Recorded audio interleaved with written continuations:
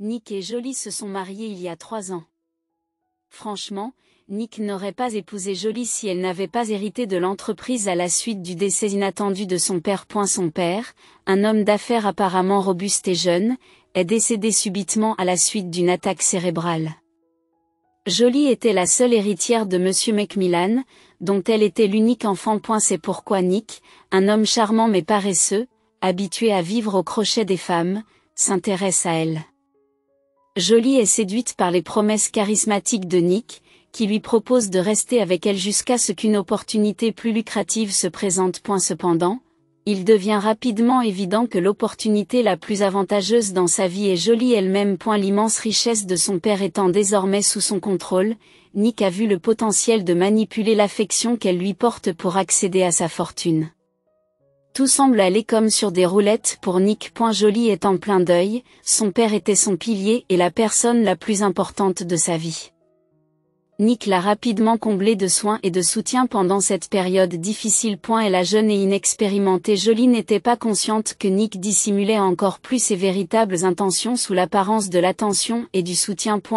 Jusqu'à leur mariage, il s'est présenté comme quelqu'un de bien, s'assurant qu'il n'y aurait pas de retour en arrière. Après les funérailles, il l'a demandée en mariage, lui suggérant d'attendre qu'elle ait surmonté la période de deuil de son père. Nick est doué pour la tromperie, la manipulation et les faux dashs semblants. Elle avait la capacité de s'adapter et de répondre aux attentes sans effort. S'il n'investissait pas beaucoup d'efforts avec ses riches partenaires car il pensait qu'il y en aurait toujours une autre, Jolie était différente. Sa valeur était indéniable pour lui, et il était prêt à faire des efforts car il savait qu'il ne serait pas vain. Cependant, un obstacle inattendu surgit d'une source imprévue. L'ami proche du père de Jolie, qui était également son parrain et le principal adjoint de la société, a posé le premier défi. M.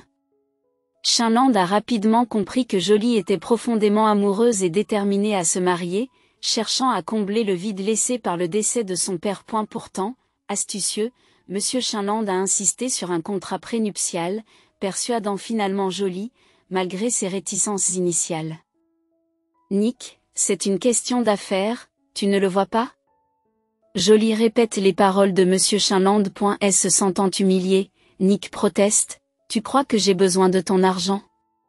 Malgré le manque de sens financier de Jolie, qui a passé sa vie dans l'opulence, elle était avisée dans d'autres domaines. Une fois qu'elle s'est fixé un objectif, elle le poursuit sans relâche. Nick, acculé, finit par accepter toutes les conditions de Monsieur Chinland.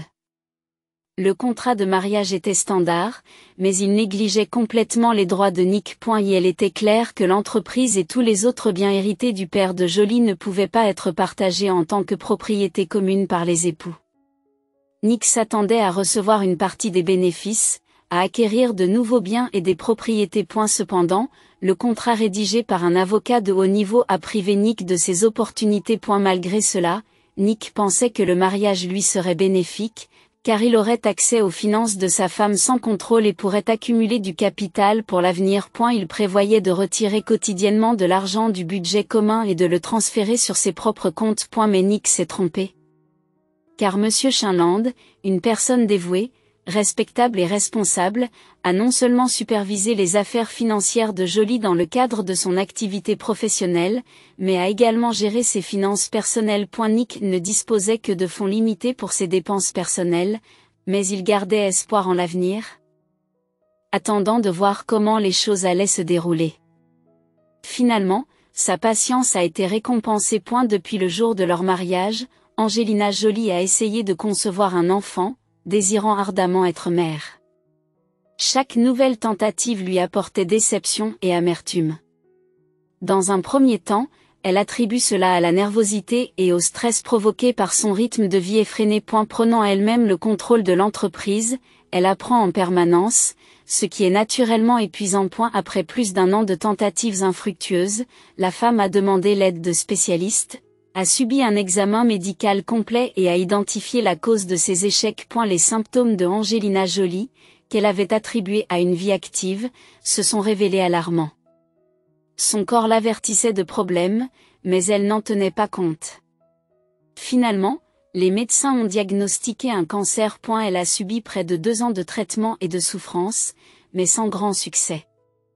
Pendant toute cette période, Nick n'a joué le rôle de mari que de nom. Elle avait tout intérêt à ce que Jolie n'existe pas, ce qu'il n'a pas réussi à dissimuler efficacement.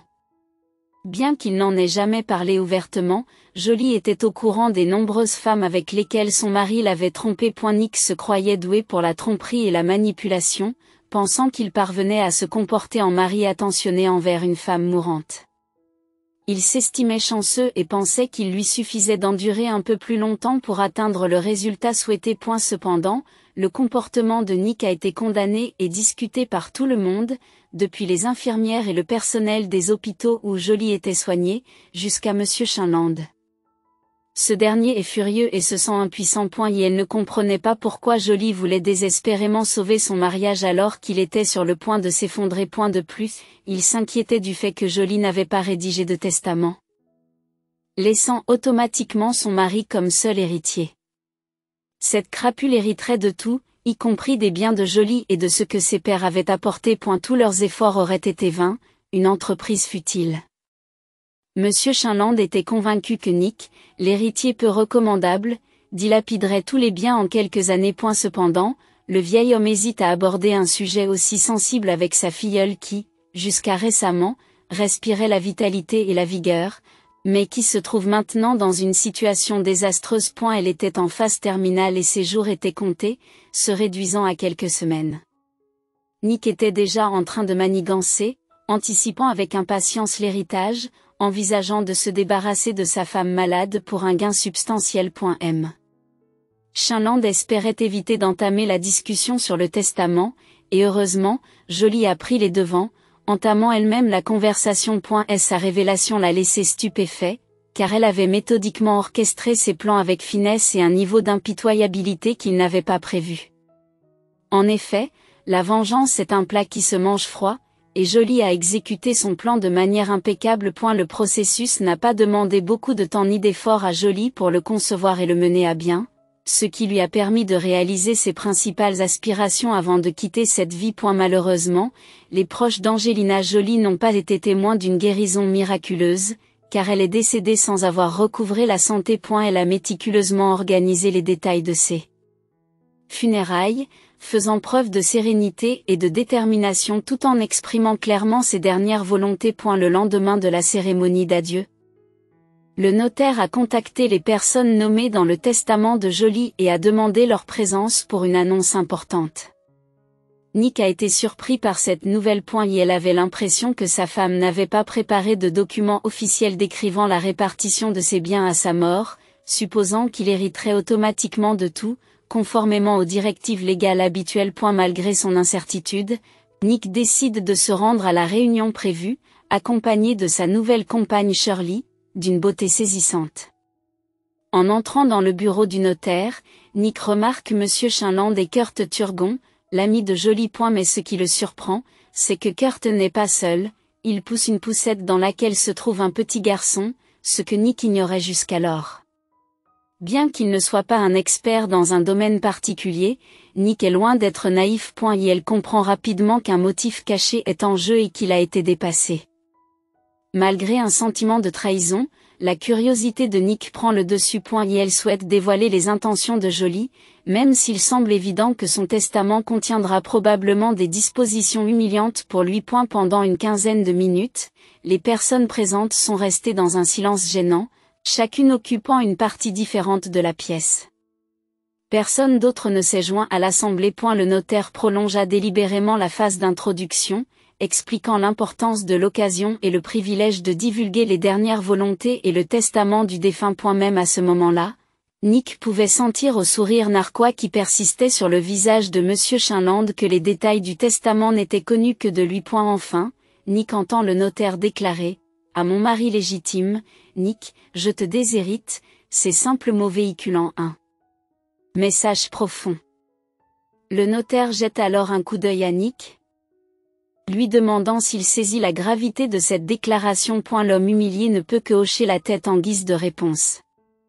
À ce moment-là, Shirley tente de se lever d'un air de défi, mais Nick la retient, sans tenir compte de son expression perplexe. Même s'il souhaitait lui aussi quitter rapidement la scène de son embarras public, le drame était loin d'être terminé, et les participants attendaient sa conclusion. Après une brève pause, le notaire poursuivit: « Je laisse tous mes biens personnels à mon fils unique, Robert Turgut. Jusqu'à ce qu'il devienne adulte, je désigne son père, Kurt Turgon, et Monsieur Chinland comme ses tuteurs et administrateurs. » Une révélation glaçante frappa Nick comme un coup physique. Le fils de Kurt, pas le sien. Bouleversé, il pousse un cri choqué, s'interrogeant sur l'identité des parents biologiques. La réponse n'a surpris personne: Robert est bien l'enfant naturel de Joly. Reprenant son souffle, Nick s'exclame: d'autres que nous, Shirley? C'était affirme: oui, Robert est le fils biologique de Joly. Monsieur Chinland ajoute: et non, elle n'a pas été enceinte au cours des 2 dernières années. Nick a du mal à comprendre: c'est impossible. Nick s'accrochait désespérément à l'espoir, même s'il savait qu'il n'était pas nécessaire d'être enceinte pour avoir un enfant dans le monde d'aujourd'hui.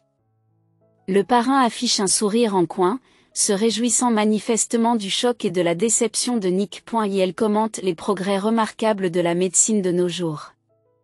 En assistant à ce scénario, Kurt se rappela l'horreur qu'il avait vécue il y a 2 ans lorsqu'il avait appris que sa meilleure amie était gravement malade et qu'elle n'avait que peu d'espoir de guérison. Il a été étonné de voir avec quel calme elle parlait du temps limité dont elle disposait et de son souhait de devenir mère. Elle a expliqué qu'elle avait conservé ses ovules avant de commencer le traitement.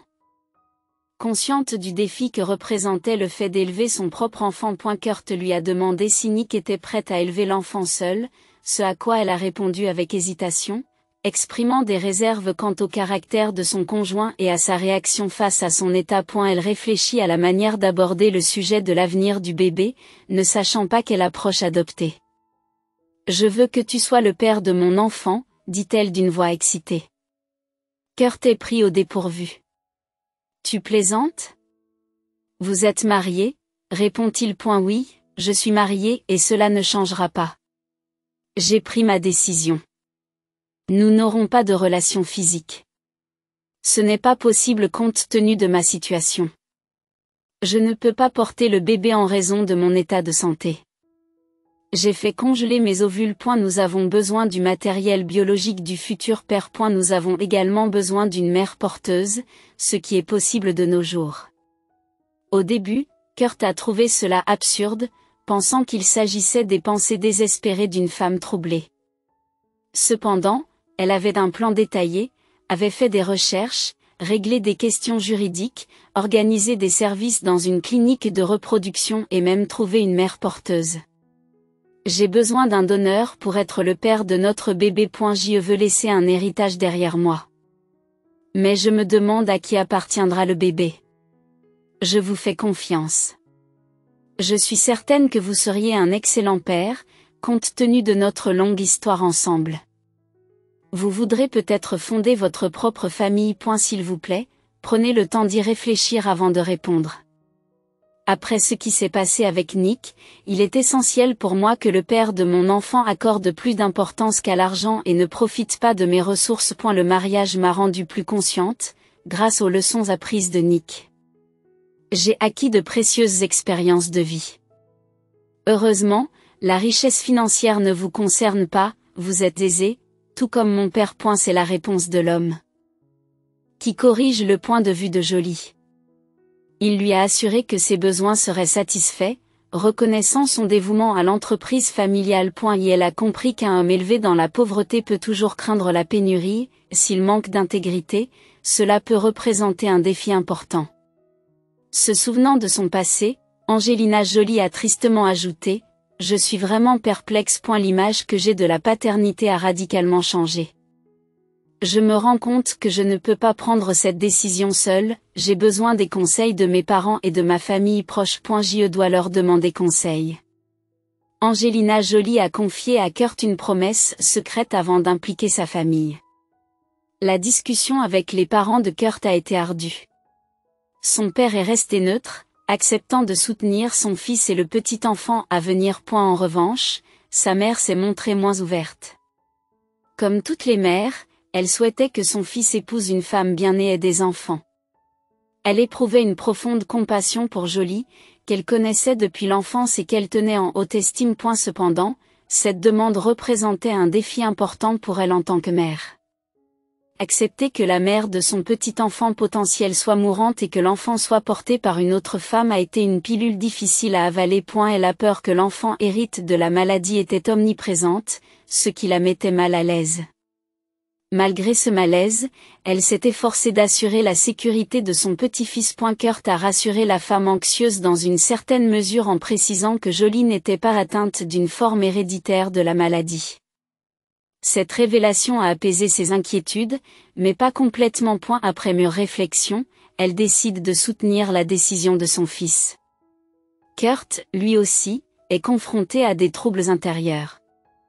La proposition inattendue de J l'a laissé perplexe, mais après y avoir réfléchi, il n'a pas vu de raison de refuser. Et elle transmet son accord à Joly, qui est ravi. Et il commence à exécuter son plan étape par étape. Pendant que Kurt contemplait ce changement de vie, Monsieur Chinland s'est souvenu d'une conversation qu'il avait eue avec Angelina Jolie il y a un peu plus de 2 mois. Elle a exprimé son profond respect pour Monsieur Chinland en tant que second père et l'a vivement encouragé à devenir le tuteur de son fils. Pensant d'abord qu'elle délirait, Monsieur Chinland a été choqué lorsque Joly lui a révélé toute l'histoire. Joly et Kurt avaient pris une décision audacieuse et l'avaient gardée cachée pendant longtemps. Quel âge a le bébé maintenant ? Demande Monsieur Chinland. Robert a 8 mois, a répondu Joly en souriant. Vous savez vraiment comment surprendre, a remarqué Monsieur Chinland, encore sous le choc. Je ne veux pas que Nick découvre l'existence de l'enfant avant mon décès. Il ne l'apprendra que lorsque mon testament sera révélé. J'ai déjà fait rédiger le testament et il est en sécurité chez le notaire. Cependant, il reste un aspect non résolu, Robert n'aura qu'un seul parent. J'ai réévalué de nombreux aspects de ma vie et je ne veux rien laisser au hasard. Kurt a ses parents, donc s'il lui arrive quelque chose, Robert ira les voir. Mais je veux aussi que tu aies des droits, juste au cas où. Sentant le danger potentiel dans la réaction de Nick, malgré le fait que le mari de Joly mérite un tel traitement, le vieil homme a fait allusion au risque. Joly, êtes-vous sûr que c'est ainsi que vous voulez traiter votre mari ? C'est un homme répugnant qui s'implique dans des activités douteuses. Pourquoi chercher une telle vengeance posthume ? Exprime-t-il prudemment avant de s'excuser pour sa franchise. Cela fait 2 ans que j'y réfléchis. J'ai vu naître Robert, j'ai été témoin de l'amour de Kurt pour lui, j'ai observé l'adoration de ses parents. Je n'ai besoin de rien de plus. J'ai accepté la situation. Ce qui me dérange le plus, c'est que les gens me parlent de guérison mystique. En ce qui concerne Nick, je l'aimais profondément. J'avais une confiance totale en lui, mais il s'est révélé ingrat. Il visite mon hôpital comme s'il s'agissait d'une tâche ardue. Étonnamment, ce sont ses petites amies qui l'ont amené ici. Un vieil homme a acquiescé silencieusement, l'amertume transparaissant dans son expression, et je ne peux pas l'oublier. Il accorde plus d'importance à l'argent qu'à sa propre maison. C'est pourquoi j'ai décidé de lui donner une leçon. Et elle sera prise par surprise, car j'ai tout gardé secret pour vous. C'était un défi pour MOI. Je voulais vous présenter mon fils tout de suite, mais j'ai été extrêmement prudent, m'assurant que personne n'informerait Nick par inadvertance. Cela pourrait être mon adieu à lui. Je lui ai même écrit une lettre qui sera remise par le notaire. Chinland a tenté de dissuader sa filleule à plusieurs reprises, car il trouvait sa décision peu judicieuse. Néanmoins, la femme est restée ferme et il a dû accepter ses souhaits. En fin de compte, c'est sa décision finale qui doit être respectée. Dans le bureau du notaire, un silence soudain s'est installé, chacun étant perdu dans ses pensées. Il n'est pas nécessaire d'être devin pour prédire que Nick a maudit Joly de toutes les façons possibles. Les individus comme lui ne se rendent pas compte de leurs propres fautes et que les réactions des autres peuvent être justifiées.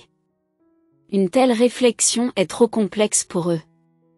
Pourquoi se donner la peine d'examiner ses propres problèmes ? Il est intéressant de noter que c'est Shirley qui a rompu le silence.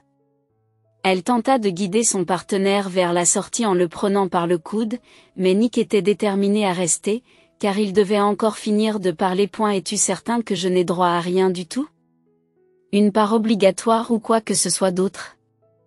Je suis le mari, après tout, s'exclame l'homme. Même Shirley grimaça devant son comportement, aux grandes dames des autres personnes présentes. Le vieux notaire, habitué à de telles manières, ne se laissa pas décontenancer. Conformément au testament, vous ne faites pas partie des personnes ayant droit à une part obligatoire de l'héritage. De plus, j'ai minutieusement examiné votre contrat de mariage, qui se trouve ici, annonce le notaire en tapotant l'épais dossier posé sur la table. Même si vous décidez de faire appel à la justice, vos chances sont minces, bien que vous en ayez le droit, a-t-il ajouté. Je vais contester cela. On ne sait pas qui est vraiment ce prétendu enfant illégitime, poursuit Nick, à chaud, sans se rendre compte de ce qu'il dit. Kurt se retint de confronter l'homme arrogant. Même Monsieur Chinland, habituellement calme, devient rouge de colère. Seul le notaire resta calme, considérant cela comme un jour de travail comme les autres. Voici non seulement l'acte de naissance de l'enfant, mais aussi des dossiers médicaux qui prouvent sans équivoque sa filiation. En outre, les résultats des tests ADN, conformément aux souhaits du défunt, confirment que votre femme est bien la mère biologique de Robert Turgon. Je dois vous dire que tous les documents ont été rassemblés de manière exhaustive et complète. Puis-je les consulter? Nick a exprimé son désir d'examiner les preuves. Non, vous ne pouvez examiner que la partie qui vous concerne. Tous les autres documents, en particulier ceux qui concernent un enfant, ne peuvent être communiqués qu'avec l'accord des parents. Il n'en est pas question. Kurt s'est immédiatement interposé, déclarant que cela ne pouvait se faire que dans le cadre d'une procédure judiciaire, où le tribunal peut exiger ces documents s'il le juge nécessaire. Cette intervention est la goutte d'eau qui fait déborder le vase pour Fink. Et elle sort du bureau en claquant la porte derrière lui, bien décidée à ne pas laisser cette affaire en suspens. En revanche, sa maîtresse s'est montrée plus courtoise. Elle a fait ses adieux et est partie discrètement. En refermant la porte derrière elle. Est-il important qu'il n'ait pas signé pour confirmer que le testament lui a été lu? Monsieur Chinland s'est renseigné auprès du notaire. Beaucoup d'individus se comportent de la même manière. Ce n'est qu'une formalité, le rassure le notaire. Ce serait amusant si ce n'était pas si tragique. Je n'arrive toujours pas à comprendre comment Jolie a pu être impliquée avec lui, a déclaré Monsieur Chinland à voix haute, même si sa question est restée rhétorique. Les deux hommes ont rapidement signé les documents requis et échangé des poignées de main. Monsieur Chinland a aidé Kurt à placer le jeune Robert dans la poussette. Voulez-vous vous joindre à nous? J'ai envie de me promener pour prendre l'air, ce qui est bon pour le bébé, demande Kurt. Certainement, je vous accompagne un moment. Ils marchent en silence, le seul bruit étant le murmure des roues de la poussette. Pensez-vous que Jolie serait satisfaite de la façon dont je gère cette situation? Demanda finalement Kurt, exprimant l'inquiétude qui le préoccupait. Je suis certain que vous êtes un excellent père, et il est évident que vous vous aimez tous les deux. Le parrain de Jolie le rassure. Honnêtement, il y a une chose qui me préoccupe. Tu te souviens? Jolie m'a dit que je lui avais déconseillé ce qui s'est passé chez le notaire. Faites-vous référence à la situation concernant le testament et à la façon dont Nick a appris l'existence de Robert? Monsieur Chinland acquiesce. Bien sûr, Kurt répond, c'est moi qui, dès le début, ai soulevé des questions à ce sujet. Je n'ai jamais aimé l'idée. C'est une personne méprisable, pleine de colère, d'ignorance et de cupidité. Pourquoi le provoquer? J'ai même envisagé de l'informer après la naissance du bébé que Jolie l'avait caché, mais j'ai estimé que ce n'était pas à moi de le faire. Je pensais qu'elle avait délibérément évité de l'affronter et qu'elle nous avait confié ses conflits. Aujourd'hui, en le voyant sans honte avec cette femme, je me suis demandé si j'aurais dû rester sur mes positions. Sa réaction et son regard, c'était troublant. Il aurait peut-être été préférable de s'occuper de lui plus tôt. Je ne crois pas que Jolie ait voulu s'engager avec lui non plus, et cela a influencé ma décision. Quant à la vengeance, elle l'a cherchée par amour profond, malgré ses déclarations ultérieures.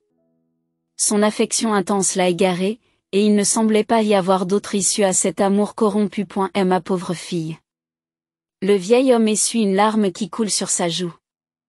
Ne la pleurons pas, c'était son souhait. Elle voulait que nous dirigions tout notre amour, qui lui était destiné, vers Robbie. Kurt console le parrain de Jolie pendant que les autres hommes partagent leurs souvenirs. Nick et Shirley observent depuis la voiture, discutant du même sujet. Alors, vous ne recevrez rien, c'est ça, demande la jeune fille, incrédule, en clignant rapidement des yeux pointus et si naïve. Tu as entendu dire qu'il n'y avait aucune chance à cause de cet enfant trouvé. D'accord, allons-y. Nous devrions rassembler au moins quelques objets de valeur et les transférer dans mon appartement. 3 jours plus tard, Kurt trouve enfin le courage de se rendre au domicile de Jolie, qu'il découvre désert. Elle s'est préparée à une confrontation et a même engagé 2 agents de sécurité pour se protéger. Cependant, Nick a pris la bonne décision en retournant chez lui, bien sûr, en emportant beaucoup d'objets de valeur. Aujourd'hui, Nick est assis seul dans la modeste cuisine de son petit appartement, en train de siroter un verre de whisky. Shirley l'avait quitté, comme prévu. Pourquoi resterait-elle avec un homme dans le besoin, alors que Nick contemple sa situation actuelle? Des souvenirs remontent à la surface pour expliquer comment il en est arrivé là. Autrefois, les femmes le payaient pour sa compagnie, mais aujourd'hui, il devait offrir de l'argent à une jeune et belle fille pour être en sa présence. Paradoxalement, Nick, ancien gigolo, dépassé par les événements et affaibli par ses vices, ne se sentait pas responsable de la situation dans laquelle il se trouvait. Dans son esprit, son ex-femme était l'antagoniste qui avait épuisé ses forces et écrasé ses aspirations, partant sans laisser d'héritage. Il attendait l'héritage avec impatience. Dans ses rêves, il se voyait jeune, beau, prospère et immensément riche. Cependant, Shirley lui a infligé un terrible retour à la réalité en lui révélant quelques dures vérités. Personne ne l'estimait vraiment, il n'était qu'un ivrogne sans ressources enveloppé d'illusions grandioses. Accepter cette dure réalité a été un véritable défi. Les fondements de ses ambitions de richesse et de réussite, qui reposaient en grande partie sur son ex-femme, se sont effondrés comme une fragile pile de cartes. Ses espoirs de devenir un entrepreneur prospère ont été anéantis. Aveuglé par son orgueil, il ne reconnaît pas son rôle dans sa chute, préférant rejeter la faute sur sa défunte épouse, qu'il considère comme la source de tous ses maux. Reclus dans un état d'ébriété pendant près de 2 semaines, Nick a cherché à fuir les dures vérités, nourrissant son amertume chaque jour qui passait.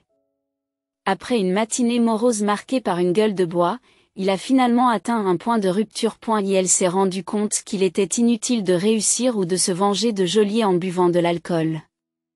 Nick se sent profondément déshonoré. Quelques jours plus tôt, des représentants de M. Chinland étaient apparus, lui confisquant de force ses clés de voiture et rendant nulle et non avenue la procuration accordée par Joliet, précisant que l'autorité légale s'éteignait à la mort de l'émetteur. L'un des hommes a fait une remarque cinglante.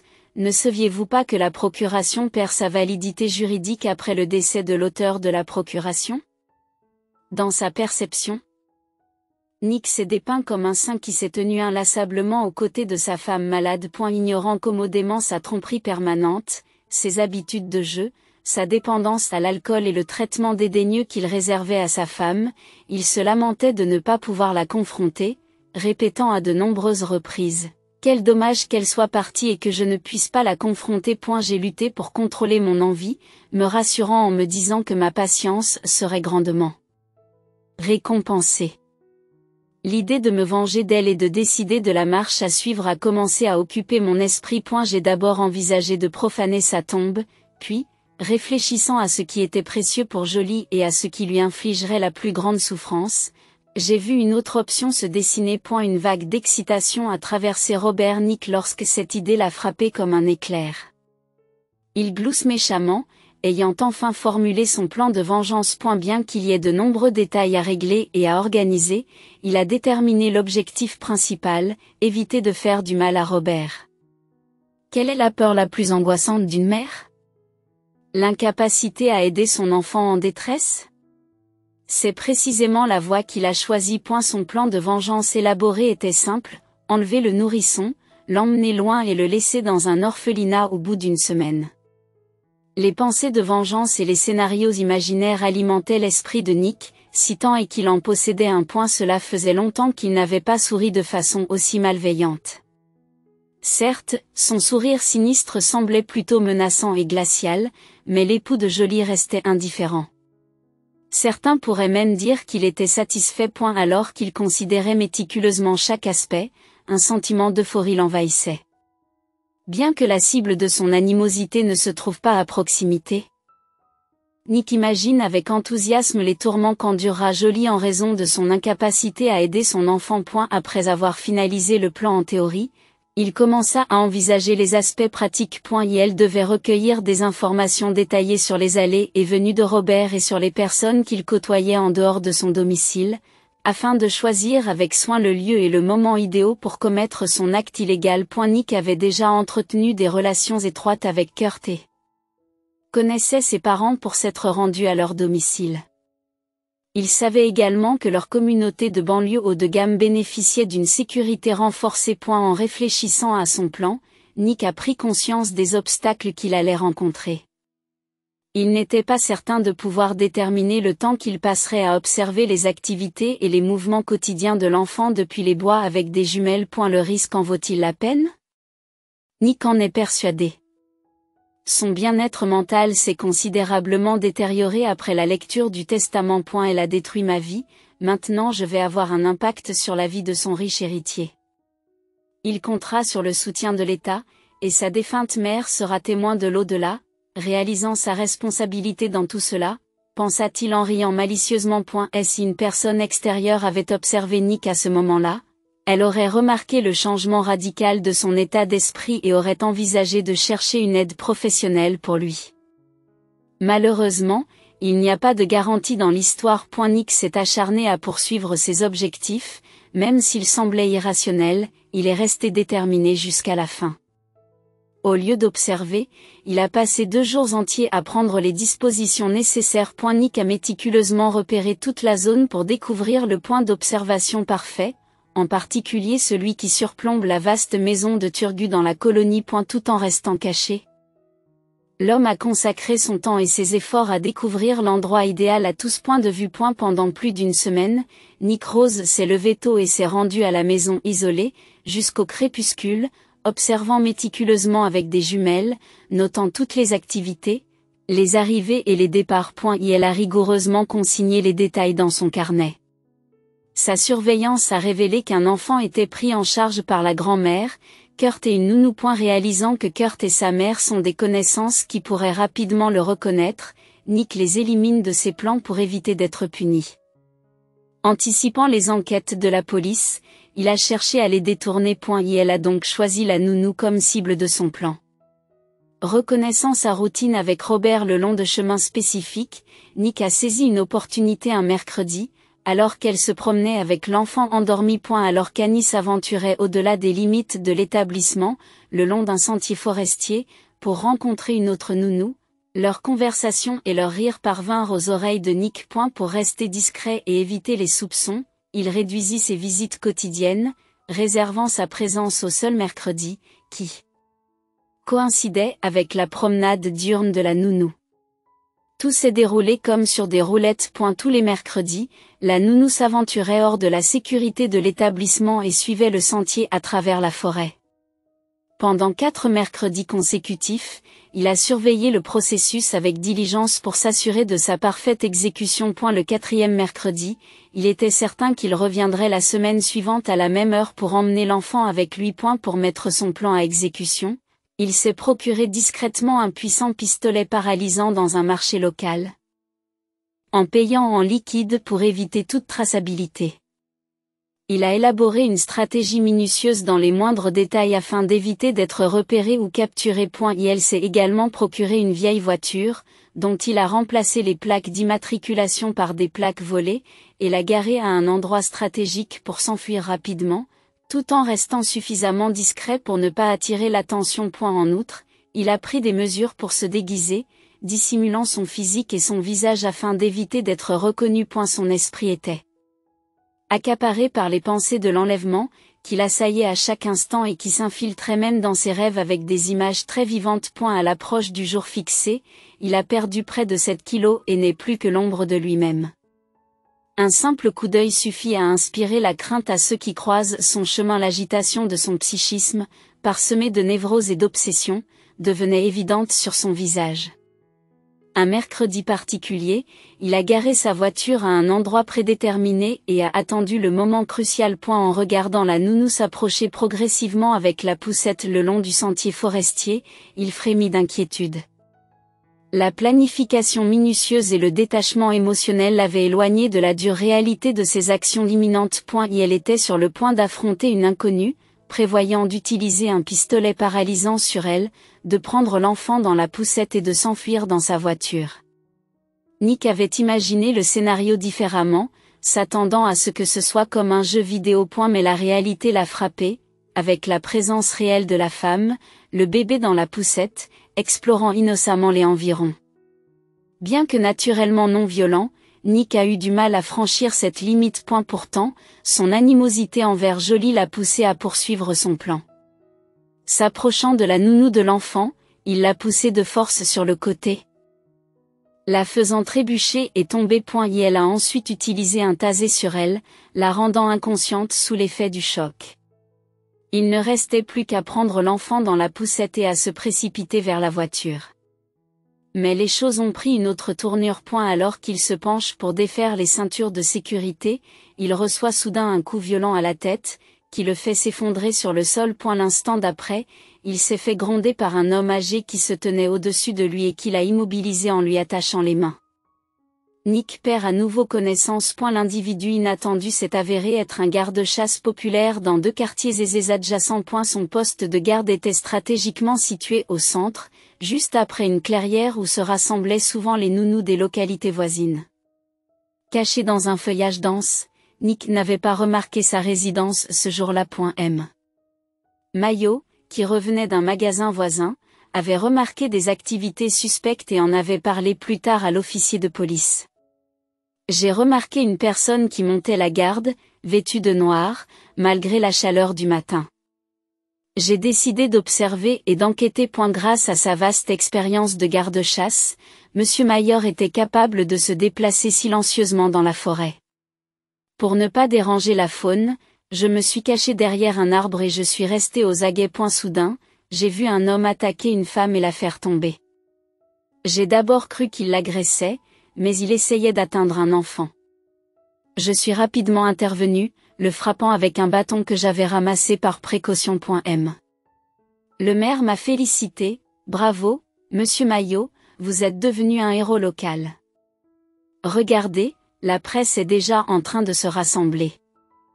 Il souhaite vous interviewer, signer ce rapport de police et se réjouir de votre nouvelle célébrité, a déclaré l'un des officiers. Non, je ne les approcherai pas.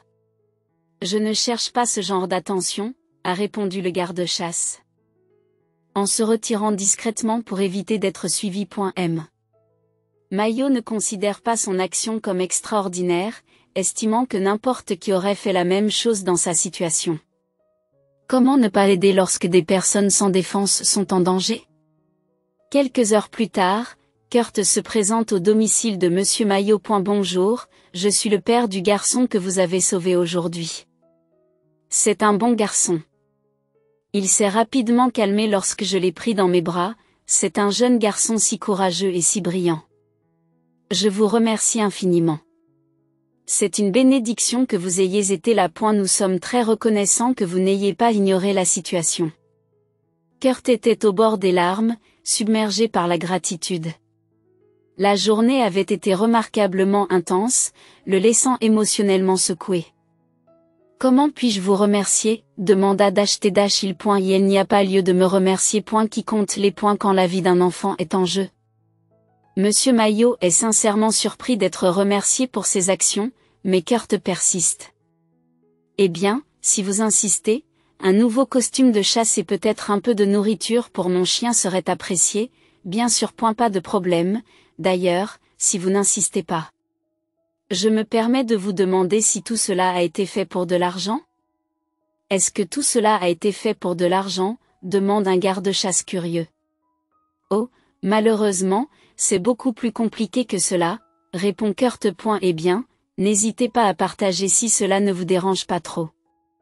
Je vis un peu isolé ici, dans un vide d'informations, pour ainsi dire. Kurt commença à raconter les événements décousus de leurs dernières années, y compris la maladie de Jolie, leur décision parentale non conventionnelle, sa mort subséquente et la vengeance contre son mari qui s'ensuivit. L'enquêteur m'a informé que Nick était profondément blessé.